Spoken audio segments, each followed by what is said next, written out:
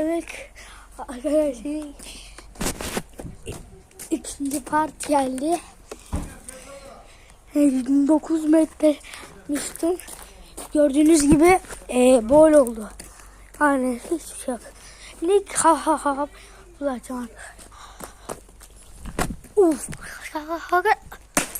arkadaşlar patladı gördüğünüz gibi. Arkadaşlar su şuradan ikiye yayıldı. Gördüğünüz gibi arkadaşlar. Bir şey çarptı. Kesti onu. Ya su böyle. Arkadaşlar mahvoldu. Bak şuradan açık bir kesik var. Ya çok hatta ki.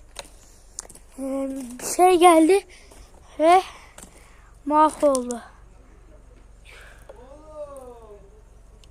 Arkadaşlar gördüğünüz gibi görüşürüz.